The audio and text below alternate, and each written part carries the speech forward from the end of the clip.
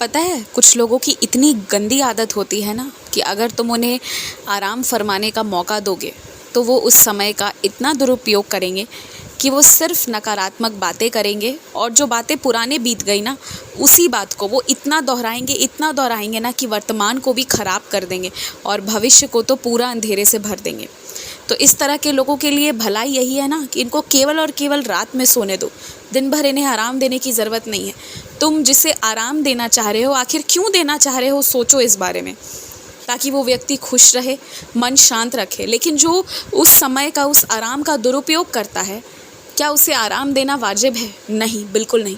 जो काम उस व्यक्ति को करना चाहिए ना वो उसे करने दो, जो जिम्मेदारी उसे उठानी चाहिए वो उसे उठाने दो और केवल वहीं पर जाओ जहाँ पर वो व्यक्ति के नियंत्रण के बाहर हैं चीज़ें, सिर्फ वहाँ पर तुम साथ दो, बाकी वक्त बिल्कुल छोड़ दो। बहुत ज़रूरी है अब ये करना। अगर अब भी ये कदम नहीं उठाओगे ना तो बहुत देर हो जाएगा। और बहुत हद तक तुमने अपने गुस्से पर काबू पाया है, मैं इस बात की प्रशंसा करता हूँ। और आगे भी अपने गुस्से पर यूं ही तुम्हें काबू पाना है, तभी तुम विजयी होगे। क्योंकि गुस्से में आकर ना तुम गलत फैसले तो लेते ही हो, साथ ही साथ कुछ कुछ गलत भी बोल जाते हो। बाद में पश्चाताप के सिवा कोई उपाय नहीं बचता, क्योंकि एक बार जो शब्द तुमने बोला है उसे वापस कैसे ले लोगे? और वो तो फिर दूसरों को यही दर्शाता है ना कि आखिर इसके मन में ये बात थी इसलिए इसने इतना कुछ कह दिया, तो उसे फिर वापस नहीं लिया जा सकता। तुमसे मैं आज भी एक बात कहता हूँ, अच्छे व्यक्ति जो होते हैं ना, जो दिल के अच्छे होते हैं, आत्मीयता से प्रेम से मिलते हैं, उनकी आज भी लोगों को ज़रूरत है। जो सुंदरता पर, पैसे पर, औकात पर जाकर रिश्ते बनते हैं ना या बनाने की कोशिश करते हैं, वो लंबे समय तक नहीं टिक पाते। और फिर भी अगर जबरन दो व्यक्ति उन सारी चीज़ों को देखकर कि सामने वाले के पास कितना धन है, उसके घर पर कौन कौन है, क्या क्या अच्छी चीज़ें हैं, सिर्फ ये देखकर अगर कोई रिश्ता बना रहा है ना, सिर्फ लालच के दम पर बना रहा है, उसके अलावा प्रेम नहीं है और थोड़ी बहुत सम्मान है या वो भी नहीं है, तो वैसे रिश्ते या तो लंबे टिकेंगे नहीं, और अगर टिक गए तो दोनों खुश नहीं रहेंगे।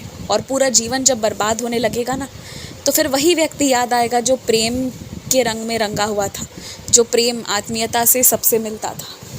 तो इसलिए ना प्रेम आज भी बहुत ज़रूरी है। उसके मायने जो है वो सर्वोपरि हैं। ये कोई मानता नहीं है सांसारिक माया में फंसकर, मगर प्रेम से बढ़कर और कुछ नहीं है।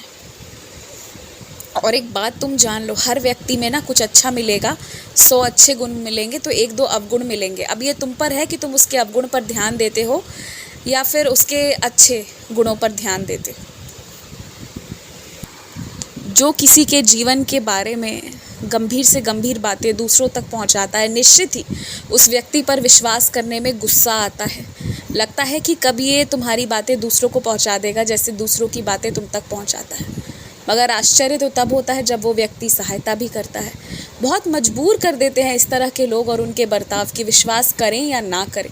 जब भी ऐसी परिस्थिति हो ना, ऐसे उसी एक व्यक्ति में ये 2 अलग अलग तरह की प्रवृत्तियाँ मौजूद हों, तो ऐसे व्यक्तियों से कोई भी सहायता लो तो जब बहुत आपातकालीन परिस्थिति हो तभी लो, अन्यथा दूर रहो, उसी में भलाई है। और हमेशा खुश रहो, मुस्कुराते रहो। और मैं उम्मीद करता हूँ तुम्हें गंगा मैया के अच्छे दर्शन मिले होंगे।